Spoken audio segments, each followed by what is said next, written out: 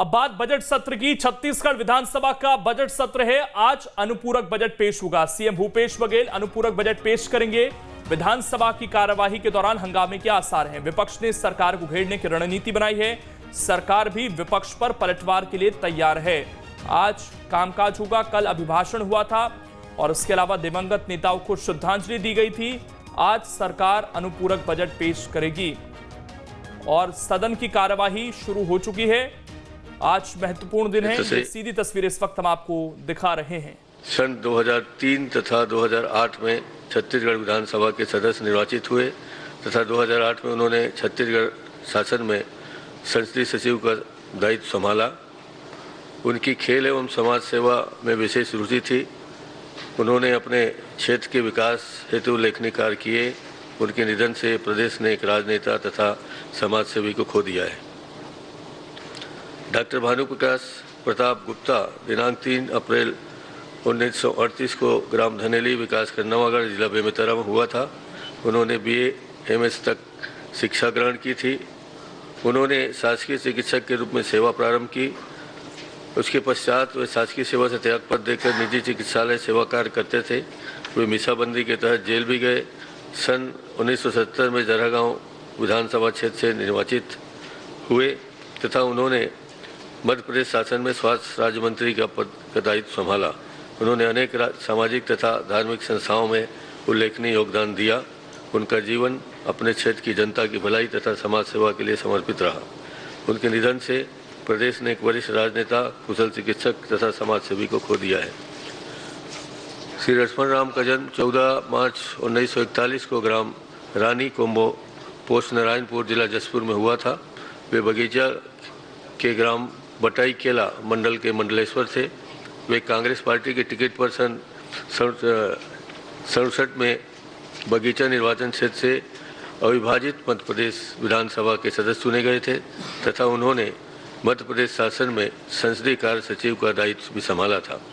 अपने क्षेत्र के विकास के लिए वे सदैव तत्पर रहे।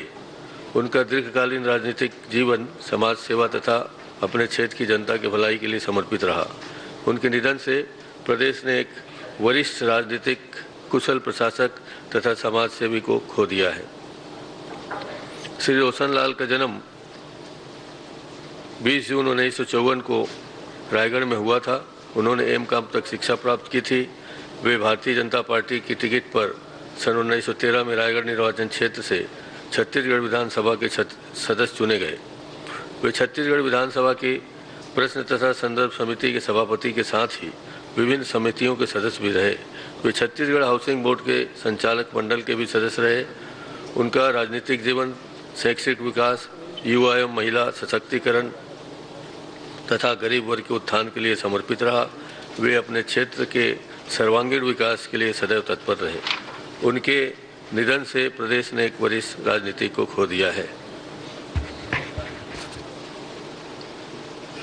माननीय मुख्यमंत्री जी। माननीय अध्यक्ष महोदय, स्वर्गीय रोशनलाल अग्रवाल के आकस्मिक निधन से हम सब शोकाकुल हैं। 67 साल की आयु में भी वे बहुत ऊर्जावान थे, संभावनाओं से भरे हुए थे, लेकिन सीढ़ी गिरने जैसी दुर्घटना से उनका स्वर्गवास हो गया। रोशन भाई को हम सब ने संघर्ष करते हुए देखा। एक एक सीढ़ी करके वो राजनीति में आए और विधानसभा तक पहुँचे। बहुत ही सहज, सरल और मिलनसार व्यक्तित्व धनी, राजनीति के दलगत सीमा से ऊपर उठकर भी वो बात करते थे और रायगढ़ में एक अजात शत्रु के रूप में वो जाने जाते रहे हैं। हम सब के साथ, क्योंकि हम लोग सब साथ विधानसभा में थे और उनके साथ अनेक संस्मरण, उनसे जुड़ी हुई बहुत सारी बातें हम सबको याद है। अध्यक्ष महोदय, उनके जाने से निश्चित रूप से एक अपूर्णीय क्षति हुई है। मैं उसके आत्मा की शांति के लिए प्रार्थना करता हूं। साथ ही स्वर्गीय ओम प्रकाश राठिया, जो धर्मजयगढ़ विधानसभा के विधायक थे, 2 बार चुन के आए, लेकिन 54 साल की उम्र में, कम उम्र में ही उनका चला जाना निश्चित रूप से बेहद ही दुखदायी है। मात्र 37 साल के युवा अवस्था में पहली बार वो विधायक बने, संसदीय सचिव बने। अध्यक्ष महोदय, मैं उसके दिवंगत आत्मा की शांति के लिए ईश्वर से प्रार्थना करता हूं और शोकाकुल परिवार को दुख सहने की क्षमता ईश्वर प्रदान करे, ऐसी प्रार्थना मैं करता हूं। साथ ही लक्ष्मण राम जी जसपुर अंचल के कद्दावर नेता थे। आदिवासी समाज के आवाज़ कहलाने वाले हमारे वरिष्ठ नेता लक्ष्मण राम जी के निधन से एक युग का अंत हो गया। बगीचा विधानसभा में अविभाजित मध्य प्रदेश में वहाँ से बगीचा से चुने गए थे। वो अपने क्षेत्र के विकास के लिए हमेशा सजग रहे।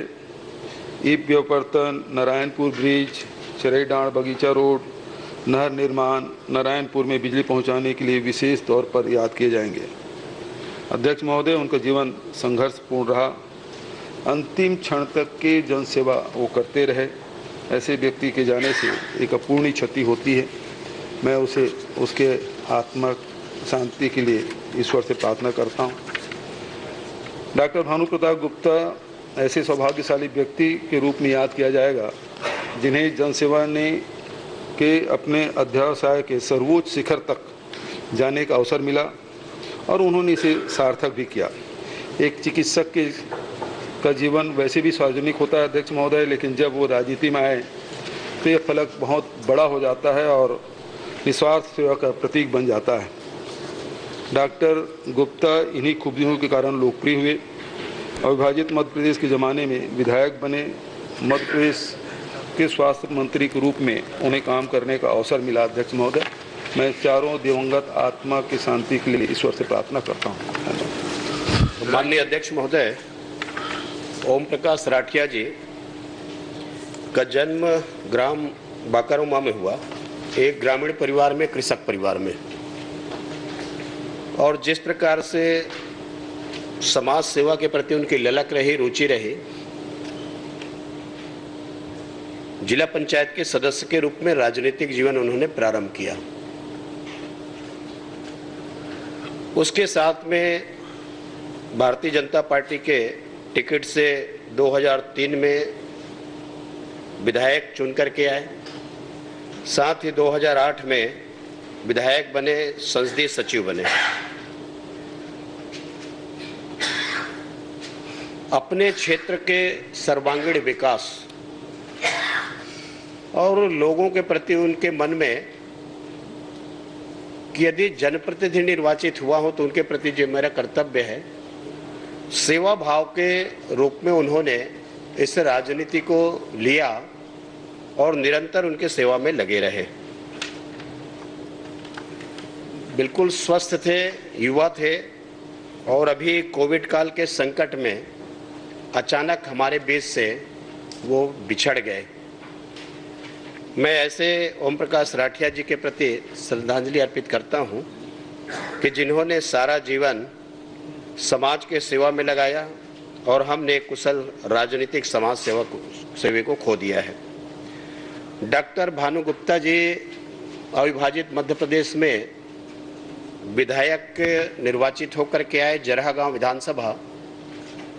अभी जो बिल्हा विधानसभा के जो पार्ट है पथरिया, वहाँ उनका रहना, चिकित्सकीय का व्यवसाय करना, उसके पहले शासकीय सेवा में उन्होंने चिकित्सक डॉक्टर के रूप में पदस्थ हुए। बचपन से ही संघ के स्वयंसेवक के रूप में उन्होंने कार्य किया और उनकी जो पृष्ठभूमि निरंजन के सरवानी जी के भांजा, राजनीतिक परिवार और उस परिवार में जन्म लेना, समाज सेवा जिनका मूल उद्देश्य, लोगों के हितार्थ उन्होंने हमेशा सेवा में लगा रहा। विधानसभा की कार्रवाई आप देख रहे थे। दिवंगत नेताओं को श्रद्धांजलि फिलहाल दी जा रही है। आगे बढ़ते हैं खबरों में। मध्य प्रदेश विधानसभा की कार्यवाही का भी दूसरा दिन है। आज विधानसभा में पेश किया जाएगा धर्म स्वातंत्र विधेयक। राज्यपाल के अभिभाषण पर भी चर्चा होगी। इसके अलावा दिवंगत नेताओं को भी श्रद्धांजलि दी जाएगी।